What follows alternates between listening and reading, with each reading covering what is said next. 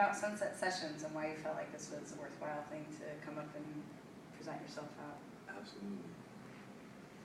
Well, I tell you, we have been familiar with this for, quite a while, actually. And, it's something I've always kept an eye on. It's just, the performers who come through here, it's incredible. It's just really great. We had a little bit of luck on AAA radio back in the day, but to be honest, there was quite a few tours that we hadn't, earned the budget that we needed to work the proper press and radio campaigns. And since things have lifted up with the licensing and some of all these other crazy things we do to keep the band on the road, we're finally in a place to really try to put together a solid, strong campaign across the board. And I don't think there's a better way to reach everybody at once and meet some new friends in this business than this.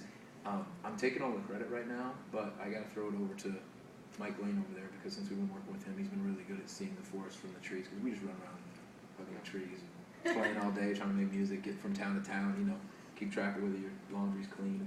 He's been really good about saying, hey, let's do this smart, and if we can pull this off, let's get up here and play. And we're thrilled. When we got picked for the main stage, we were just thrilled.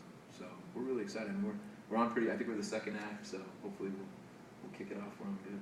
And so what you're going to be presenting, is it really representative of what a normal set would be like? Or? We are to the T, we're doing 6 tunes tonight, and it's 6 of the 11 from the record.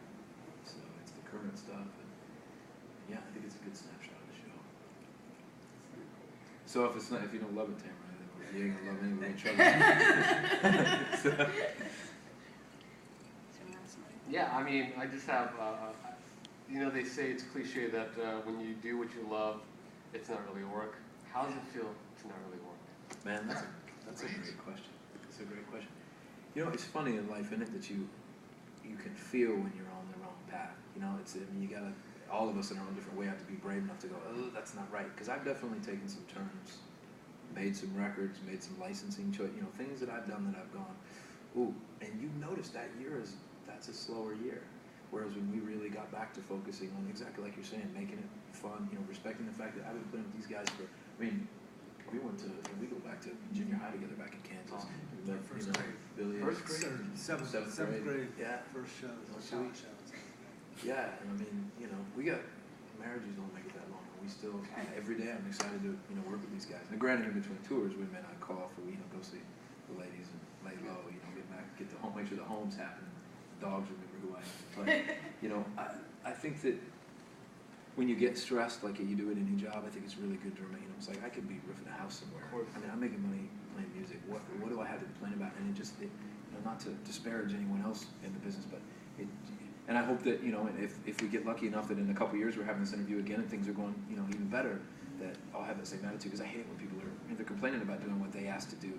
I asked to do this. Since I saw Gene Simmons breathe fire at age 4, I've been mess. I've always wanted. I used to have nightmares about that. Really? I had dreams about it. I loved him. He was under my bed breathing the fire. Are you kidding? In the blood. Oh, so you're not watching Family Jewels. I got Family Jewels in the briefcase. I'm going down the road. Oh, Gene. Oh, shit. Oh, no, I watched that show. But he used to terrify me. Really? Gene Simmons and Rick James. They just both scared Well, Rick James is kind of scary. James. I love him. He's a little scary. Almost everything. There's a cool aspect about the not working part of it is that when you're enjoying yourself and when it doesn't feel like work, it gets to the point that it's automatic. It leaves a lot of room for other things, just like financial literacy. It's we can concentrate our energies. Well, this is our job, and we have a vehicle to be able to. We can have a vehicle, since we don't realize we're working. A lot of our extra energy that we put into really enjoying and really making an effect. When we do the financial literacy thing, we can do things that aren't just for ourselves. We can begin. Yeah. It's really a good feeling to begin to have a bigger network. We're doing more than just playing rock. We're doing more than just making just tools. Kind of helping somewhere else. Yeah, tell me a little bit about how you've participated in the conference on world affairs. That's almost like the Blakes and Berkeley story. We were playing up at Breckenridge, and it was a crazy storm moving in. And that's, 10,000 feet, 9,000 feet up high. So when a storm comes in, even if they love you, they're risking life and limb to come to the show. So we had maybe 20 people in that room. One of the guys in that room was this guy, Dan Bob. His name's Dan Bob. And I love it because it's proof that you can have what people consider a little bit of what's a nice euphemism for He can be called Dan Bob, and he's down home. You know, and we're Kansas boys, down home. I mean, this guy's working with the 200 IQ points when he's waking up. I mean, he's just a great guy. He was one of the people that gets to kind of put the feelers out for new people to petition to be in. They pick 100 people every year from around the globe, and I was very honored. I got in 3 years ago, and they had me. I play, you know, in the jazz concert, and then run my mouth on some of the panels about. Our buddy Frosty always says, he says, Gooby, you're a hippie in wolf's clothing, and there's probably some truth to that. I mean, I just think about God weeping. You're talking about you want to get there so you can give. I mean, that's the whole thing, and that's the thing about the financial literacy too. Money for money's sake. I mean, I think that's why people have a lot of trouble when they get that success. Is there's no other goal, there's nothing else to help other people, and then the energy doesn't come back. The cool thing about the conference is, I mean, you know, it's a lot of us pulling our beards, acting like we're going to solve these problems. But there are some people that aren't jesters. I'm a jester. I play music. I'm in there because I play guitar, and I have some pretty passionate beliefs about the environment, things like that. But there are actually scientists and senators. Joe Biden's spoken to say there's people that actually can solve these problems. So for me, just being able to be around them and learn as well as doing my wee is a blast. So, but yeah, it was a lucky thing. They had you back. This is my third year next month. I'll be there for 7 days in Boulder, and they work you. It's not only do you do the shows, there's about 8 panels, and you get 10 minutes that you speak on whatever issue they throw you on. Each person has to speak for 10 minutes at every panel. So it's like intellectual boot camp, speed dating, It's like we drop Gooding off at the beginning of the week and then go in and search and seize and scrape him up out of there after the week's over. Have to drag it. I gotta hand it to you guys. You really have found very interesting, creative, different ways to promote your music. It's really just, Thanks. there's so many typical roads that people go down that it's so oversaturated. Sure. We've also had a lot of those typical doors close on us. Yeah. Again, it's out of Probably for the best. necessity. You keep going one foot from the next, and you find the things that you think.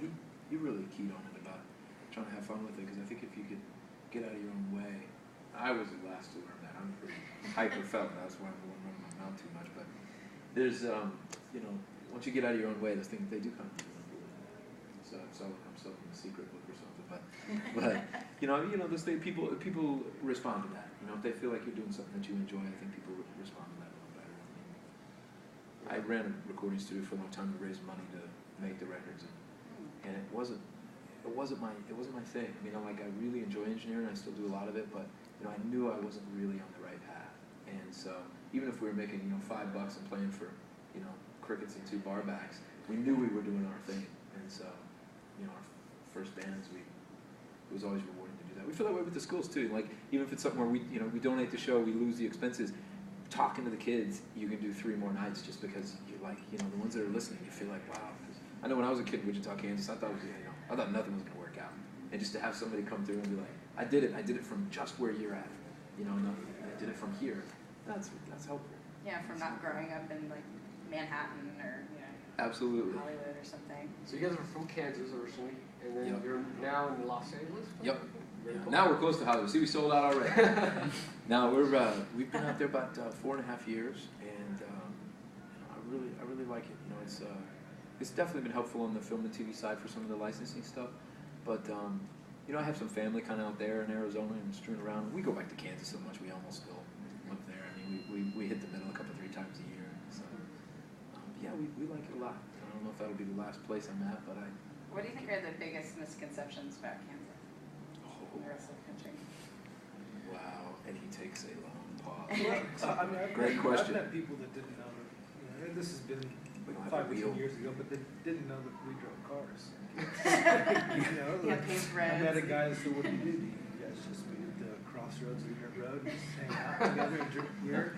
I'm like, we actually have computers, we have vehicles. The grid runs through. Yeah, just that, in Kansas, where we grew up, there's really the same kind of people that we've met everywhere, just fewer Good of bad them. everywhere. There's just fewer of them in different pockets. There's really interesting people. There's really, really artistic people. And that, I think, would be the biggest misconception, is that there's no art or the culture is completely dead. It's the flyover zone. Some of the most talented people that I've Absolutely. ever met. One for one, my 2008 here. Oh, jeez. You know, I've come out of there, so. And some great barbecue too, right? Absolutely. Absolutely. Well, it's interesting you ask that question because, you know, you see, I think with the internet it's changed a little bit because people are communicating with everybody everywhere.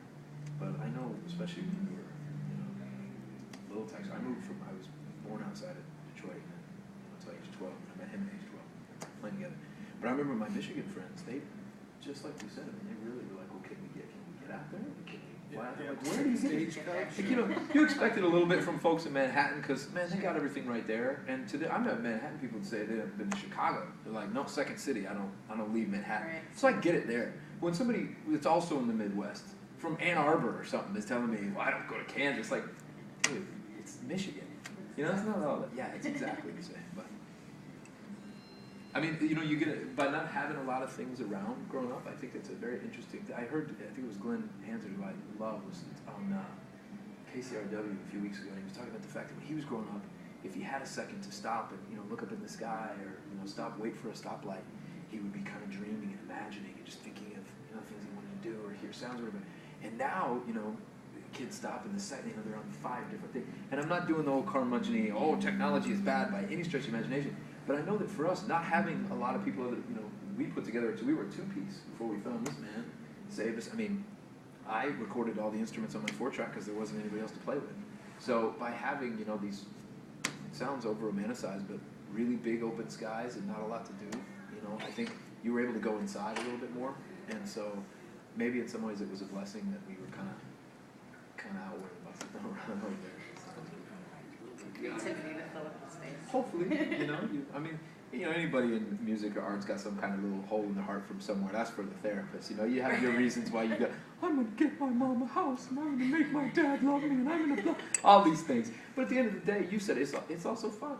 It's also fun. It's a way to occupy your time. And kids that don't have something to do, man, end up in a lot of other really bad places. So I was lucky that this fool would come over every afternoon and play till, you know, my mom was very patient too. When thinking about how much Well, I was sound going to was in say the that house. too.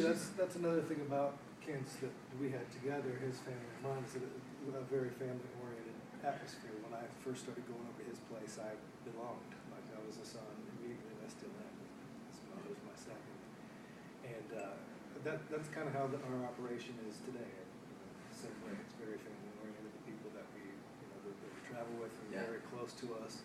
Yeah. You know, we don't just hire people to help out and do work. You know, everybody plays a part, and everybody kind of is after a same goal together.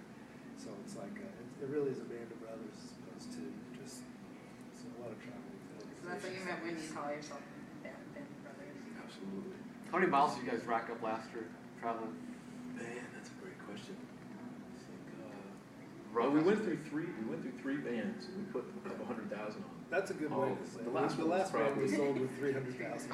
We were in the studio more than we did, and we're up to, I don't know, this thing's already set at 200 because it's a diesel to do the conversion. The last year wasn't too crazy, man. I mean, I think, what do you think of last year? I mean, we did some years where it was 100,000, but I think we were probably more like 50 to 40. A light It was year, little- yeah, It was a lot more studio stuff, regrouping, getting a rest of a good team put together here, so it's a little lighter last time, but still, we see an interesting thing about family too, because we're really not, they're not nuclear families, but you do make your own, you know, thing. We're always fans of bands like U2 and these bands that had these long, you know, not only long careers, but they've had the same people working with them, and so, you know, I think that, you know, says a lot if you have that attitude.